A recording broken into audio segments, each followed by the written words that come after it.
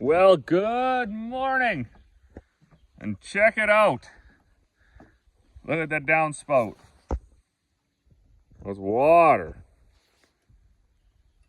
It didn't actually rain hard enough to get like the bush real wet. There's still a dry spot there. But look at the deck here. It kind of rained all night. Oh, should fill this dog's bowl up a bit. Bear with me.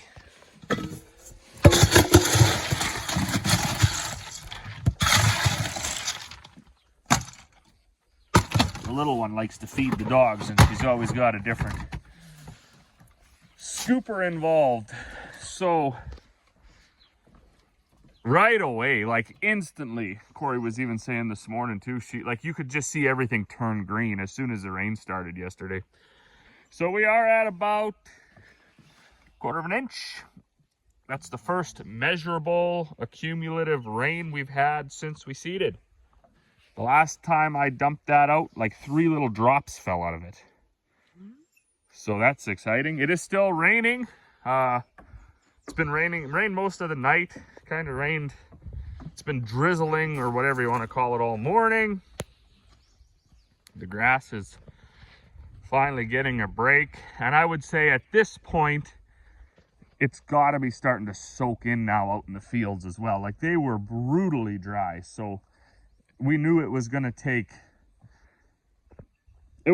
a measurable rain and a sustained measurable rain with no wind and no sun, excuse me, to make anything happen. Now we did put the bags in last night, so that was all right. Didn't have to do that this morning. I left my mill open though, everything like that, left the garbage can open. All things you're not supposed to do, just to ensure the rain would continue. So there is a little bit of cattle feed in the bottom of my mill. What I'm going to do once it stops raining is I'll just put some rolled oats or rolled barley in there with it. Mix it up a little bit. That should dry it out again, and then we'll feed that to our critters. The drill and the tractor and everything is washed up. I washed it the other day, but because I use our old well this year to fill up my tank, when I was using the fire hose, that old well has got a bit of, I don't know what is in there, sodium or whatever, but it leaves a bit of a white film, especially on black. So, not that I care that my drill is shiny, but it's just nicer if it is. When you wash something, you want it to be clean when you're done. So anyways, I used the fire nozzle and I washed all the dirt off, and then I sprayed it with soap, and then I washed it off again with the fire hose nozzle, and then we left it out here in the rain because the rain does a really, really good job of getting rid of all that mildew. I washed the heck out of the cart and used a ton of degreaser and everything underneath there to get all that fertilizer residue off. So that's all good. Now we just got to wait for it to stop raining, and hopefully that's not for a few days. Then we will pull that cart in front of the shop, drop that manifold down, blow that stuff out, and spray it with Rust Check. That's everything there. That's all from the rain. So when I had washed this, the water mostly just flowed that way and pooled, and it was all gone. So it's wet. Not wet enough. We want it to keep raining. We are greedy like that, but it's wet. So spirits are a lot higher. I was out crop checking the other day, and the video I just put up, which was just basically me rambling. I mean, I have no problem admitting I get in a fog like that when you're driving around and you're looking across hundreds or thousands of acres of crop that you spent 2.5, 3 weeks seeding and tilling, and making sure everything was done to the best of your ability. And even with all that being checked and double checked and rechecked, you still had the kind of 3-4 disasters that we had this year with the drill hydraulics and the leaking tank lid when that adjustment had backed off or broke or whatever happened, and then the seeding depth not being right, and then the no rain, and right, it just, I don't know. And then you got right? The no rain was really the biggest thing. Most of the other stuff, there's like a saying or whatever that a half inch of rain will make a farmer out of anybody. And that's just, you know, basically saying no matter what you do, if you mess up, as long as it rains, you'll make it. It'll be okay. So all of the mess ups and screw ups that we had, we didn't have any rain. So we just showed and showed and showed and showed. And for 4 or 5 weeks here, we've been just looking and being like, oh man, I got to look at this every day. It's been tough. So when you go out to look, you don't even know how to articulate it. You're so frustrated, sad, disappointed, depressed, mad, angry, whatever you want to call it. And that's how it comes out, is just a rambling, depressing rant. But anyways, things are turning around. I'm going to go crop checking today. I know people don't like it when I spin around when I talk, but I'm looking for a lighter because I got to light that pilot light. I am going to go crop check today, and I'm going to take this Butte. I put this in the shop yesterday because it was raining, and I needed to do the brake on, I don't know, I think maybe I need a new master cylinder. I was talking to my buddy Jeremy up north, and he's like, yeah, you probably do need a new master cylinder. Sometimes they fail right out of the box, and that one was new. So I thought I should give it a little bit of tune-up, so I tried to adjust the carb. In that process, I flooded the whole entire thing, and all the fuel, when I was cranking it over, poured out all around the engine and down. So I didn't do that right, so I gotta do that. And once I get that set, we're gonna take this for a test drive, and then we are going to go check some crops. That's gonna be the video for today. If I do get this going, I'm going to pull that red International tandem grain truck in here, because that thing needs a bit of a tune-up too. It's pipping and popping and all sorts of things. So we'll just see where we get to. Let's see, I had this little trickle charger on this battery overnight, because this truck, when I flooded it, I cranked it over like an idiot till it died. Because I actually didn't understand what was happening. But when I turned that float screw or whatever, I turned it out too much. And it flooded. So hopefully this just starts. We got a fancy key situation going on here. That's the key for the old girl.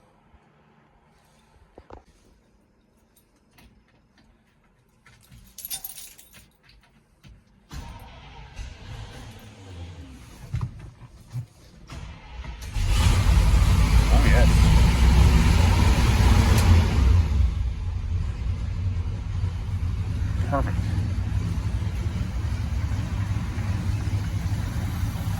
Make sure there isn't fuel dumping out everywhere. See, I thought this adjustment screw,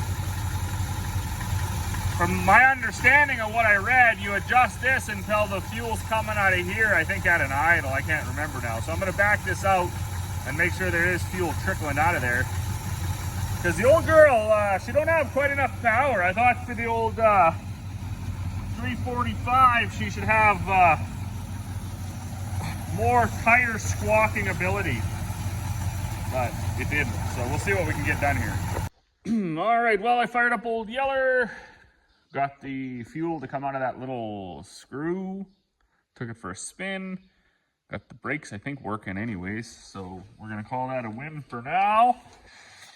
But I gotta check in here. Like, this is all, I don't even know, mostly original. Dad's probably fixed this generator. I think that's a generator, not an alternator. I don't know. Maybe it's just an alternator. Who knows? Do you guys know? Jeremy would know. But if it's not original, it's old. And I think Dad's had that out before. Same with the distributor cap, all that stuff, coil, condenser. Most of this stuff is fairly older, original, and I'm always surprised to see how well it still works. Like, almost all of the gauges in the cab work. The light behind the radio dial works. Oh, that's right. I blew that gasket out of there. I gotta take this tappet cover off.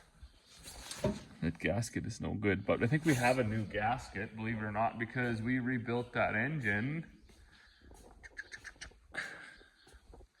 only a few years ago. And for some reason, we had like more gaskets. But there was also a bucket of stuff, oh, right here actually, that was all different things, I believe, that were for that truck. So, spark plugs. Look at there's a. I'll replace that.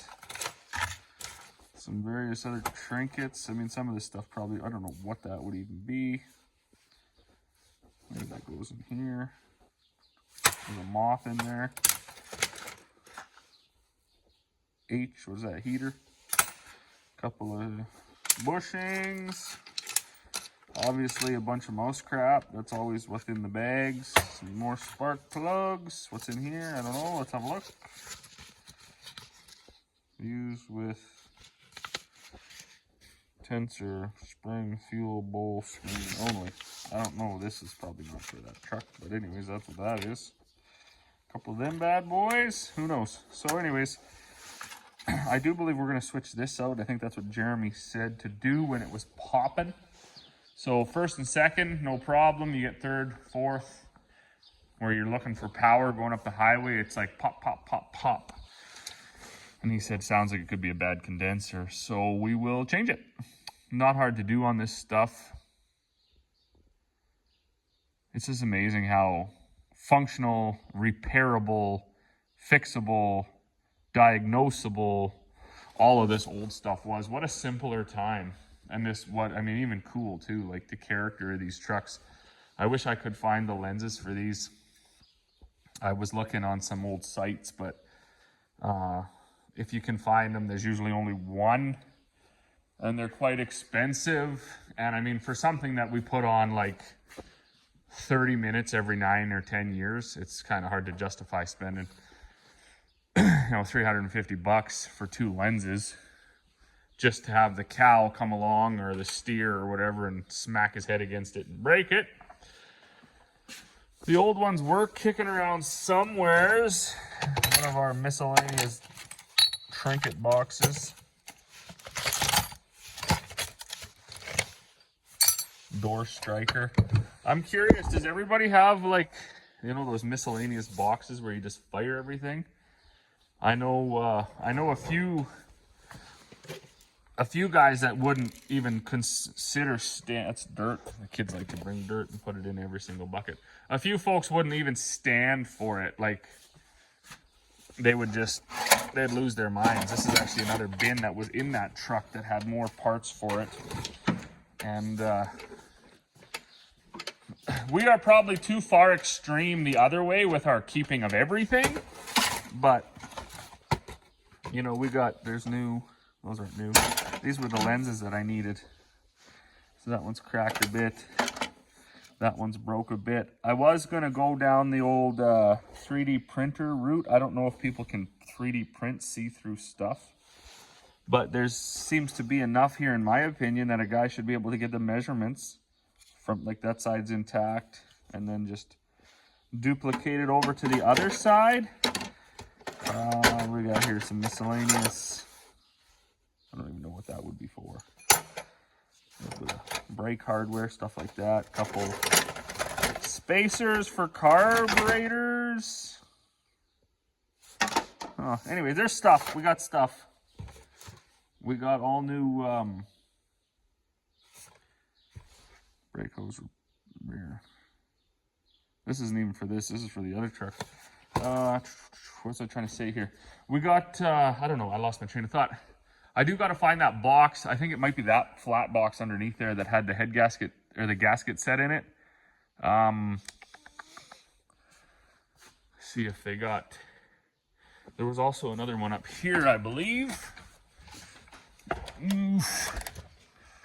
Lots of trinkets up here. Oh, I know. I was gonna say. I think we probably go too far with keeping stuff, but I mean, on the other hand, I've said this to some folks too. I challenge a lot of folks to go as many days as we do in the spring or the fall without running to town for parts. We generally have enough stuff that we can get ourselves out of a bind and get going. We don't need to run to town to get our machinery up and running in a lot of cases. We might have to order the part and go pick it up, you know, in a few days, but we can usually keep going. And I'm a big fan of that. For a few years when I was a bit younger, I did butt heads with Dad, and I was like, man, we gotta throw this stuff away, it's all junk, blah blah blah. And he was like, well, do it then, clean the shop out. And I think that was probably the best way to deal with that situation when you have a kid that's trying to argue his point to you, is to say, well, go do it. Because I would come in here and I would start looking through all this stuff. I mean, that's actually just a wrecked bearing, so that could probably get thrown away. But normally what we do is we fire it down here into a bushing or a spacer type area. And then when you need to make up the difference on, say, like a bolt on our air drill, because those bolts fall out and break, and we didn't have our huge, there's a huge box of bolts around here somewheres. When we bought that a year after we bought the drill, because we didn't realize that bolts would fall out of a new piece of equipment. So we'd have to come in here, right? And we'd have to find a big bolt that's way too big for anything, or a big piece of ready rod or whatever to keep going. And sometimes the bolt was the wrong size, so you'd have to make up the difference, right? So I guess what I'm getting at through all this rambling is, you know, sometimes it's worth keeping a bit of junk, especially if you can keep it somewhat organized.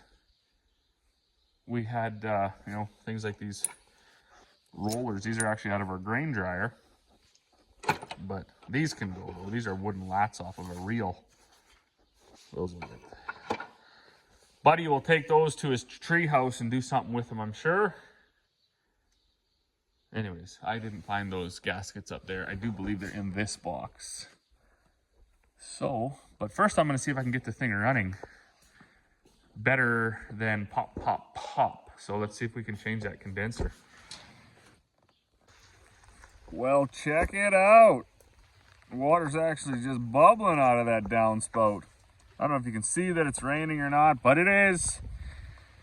And it's been raining on and off all morning. So I don't know if there's actually a hole in this or what the scoop is, but I know some guys were saying they were at like half an inch already. We are, I don't even know how to measure this. So is that like a 1/4 inch? So, or is it 3 or 4 tenths? Because 5 tenths is going to be here, I think. I know the dog had this in his mouth when he was still around here. So maybe it doesn't even fill up past that. But anyways, I'm not gonna really stress about knowing the exact volume, because my fellow neighbors will be sure to tell me. But like, it's wet. It's real wet. It's getting so wet that it's like starting to get wet under the trucks as well. I'm starting to see water pooling. I got a couple grain bin lids open, which is just perfect. That's going to be, I'm going to leave them open. I'm going to leave them open until I don't want it to rain anymore. And then just like an on-off switch for your lights, you go up there and you close those bin lids and you put all the things away that you don't want to get wet. Bang, the rain will stop. So you can laugh at that if you want, but that's pretty much as good a science as the weather prediction guy. But I got old Red in the shop. He's been running for like an hour. I was in having lunch playing with the little one. Them little kids are so funny. But oh, these bin lids are open too, so these ones usually don't stress me because we use that grain so fast. And as long as the rain man can't hear me, you actually don't. There's not very much water gets into that for some odd reason. But this guy's been running. I dumped a half a can of Seafoam in the tank. So we're gonna back him out now and take him for a little spin. I wanna see if it still goes pop, pop, pop once I get into third gear. I cleaned up the points.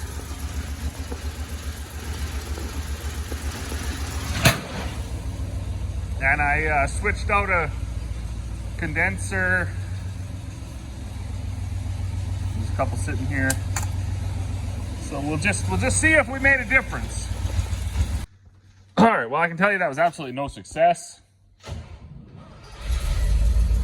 It does start, does idle, does run in like first and second gear, but I don't know.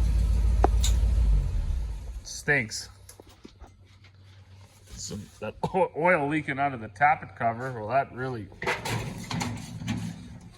well, you can't see nothing anyways, but that's gonna be what I tackle next. But we're not gonna tackle that right now. We're gonna go out west with old Yeller, see how he responds to his little tune-up that he got. And we're gonna go check, some crops, see how deep the moisture is getting, if it's getting deep at all, if it's settling in. I broke my other shovel the other day, so I gotta try to figure out where I put that shovel. Check it out, the rain barrels are even full. So that's a mighty win. So over here in the greenhouse, had to come and steal one of Corey's shovels.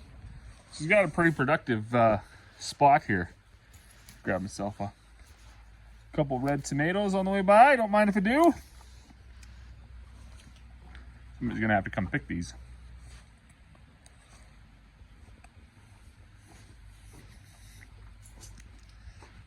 Good thing I didn't just take off right away because the neighbor's here for some more molasses.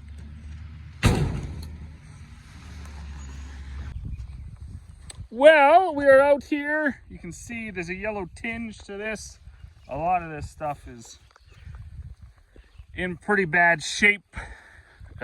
Just way too long without water. And then for me, while I rounded the corner there and went to stop, then the truck shut off and now I guess the battery's dead. I did know that battery was weak, but I didn't realize. I should have known, because that's the way it goes. You get to the farthest away field and then your truck dies and you need a boost, especially if you bring a truck like that. Anyways, booster cables will be soon enough. Man. So it actually looks better from the road. I should have just kept driving by, because when you walk out here, it's not like, not $1 million bucks, but it is enjoying the rain, and it's, well, it's wet. There's water standing in some of the spots already. So this stuff I'm hoping will go the other way, like it'll recover. It should. Lots of it's quite small yet. I'm not sure exactly how much. I mean, it hasn't soaked in all the way down there yet. So it's still, we still need like an inch of rain. But a guy like this, 1, 2, 3, 4, just going into 5 leaves. I would think at that stage, it's probably got time to recover. Of course, it'll be late now, but some of this don't look all that bad. And crazy as it might sound, it perked up in the last like 12 hours since the rain started yesterday. So we're just gonna have to sit around and be optimistic and hope that it's not too little too late. A guy like this, what's he at? I'm just worried if some of it, 1, 2, 3, 4, 1, 2, 3, 4, 5, like that's got 6 leaves. Oh no, that's what was that? Might be tillering, I don't know. If it's, you don't want to see it go to shot blade this early and under these conditions, because if it heads out at this high, it might get another 4 or 5 inches taller, but the yield will be so terrible it probably won't even be worth harvesting. So we are going to hope and hope and hope that it's got time to recover. Dig a spot right here. So it's getting down there in some of it, and the seed rows it's kind of, some of this is pretty deep. It's hard to dig up a plant with one hand. So that's pretty okay.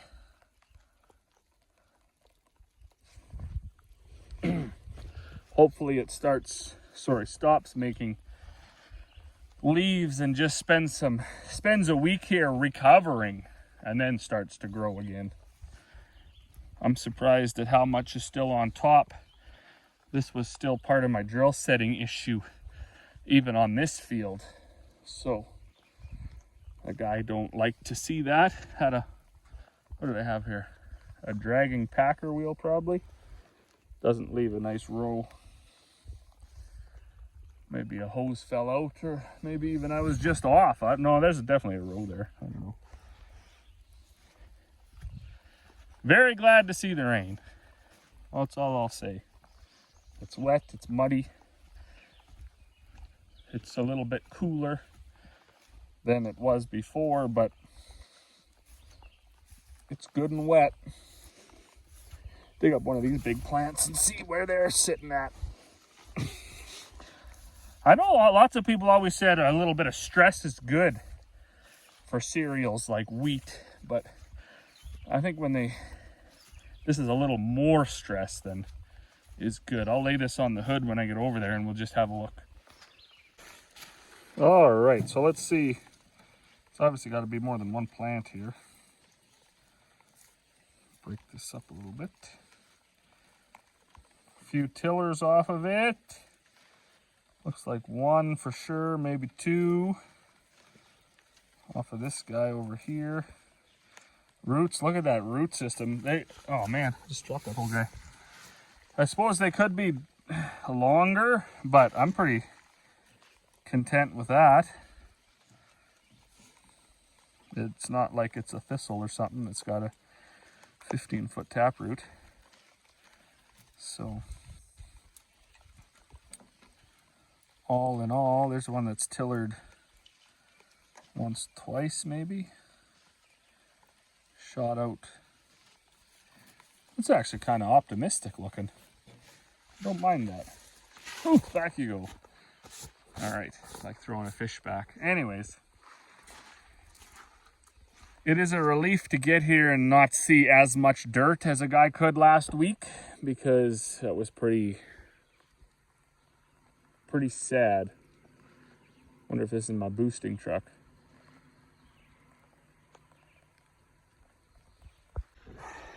All right, guys, well, I'm happily soaked, happily muddy, happily sad about this truck because it went stone dead when I got out there. Had to get Corey to come pull start me, actually. We couldn't even boost it.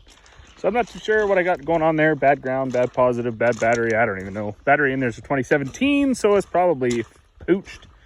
It's been frozen every winter since then. And I do got I got something to get to at about 4:30 this evening, and it is 3:30 now. So that means I got an hour to go in, clean up, wash up, find some town clothes. I did want to point that out though. That's exciting.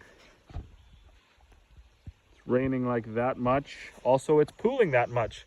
This is a bag of chicken feed that we got for our own chickens. We leave that out sitting in the mud just so it can get ruined in the rain. And it's actually the rain is starting to get down in there. So it's not very much. We'll give that to our pigs and chickens. No big deal. That's just back to the superstition of, holy, look at this thing. That's a Lincoln. Whoa. Okay, anyways, I better help these people get, I don't even know who this is. Anyways, lots of rain. Life is good. We'll do another crop tour later on. All right, well, as you can see right now, it's getting right with it anyways. Making things wet, so that's gonna be it for me. It's foggy, smoke right up here, look at that. Didn't even clear it up, hold on. As always, thanks for watching, and we will see you all on the next one. I had to stop here too just to point out this insanity. So here's the trees that at this point we assume Atco cut down, because who would cut down a tree that was growing in the corner right here? And I mean, the confusing thing is, well, that one isn't a problem, but these ones here were a problem.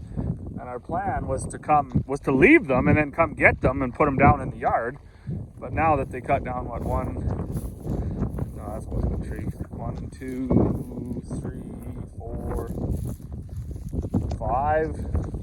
1, 2, 3, 4, 5 decent enough spruce trees that were, yeah, I mean, it's undenying that they're under the line, but they were only like 6 feet tall.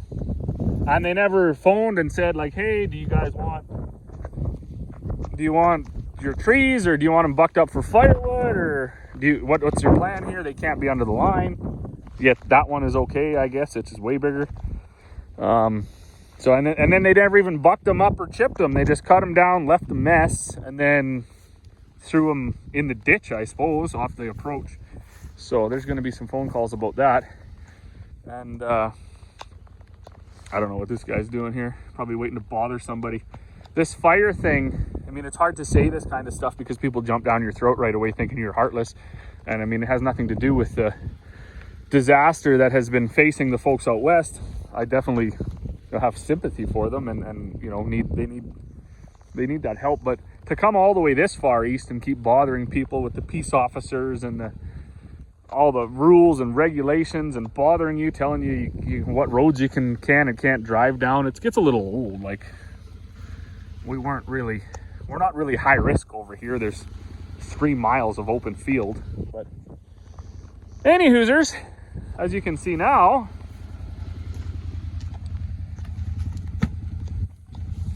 it's raining pretty good.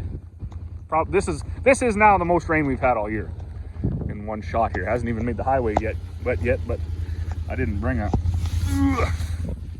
towel for my seat.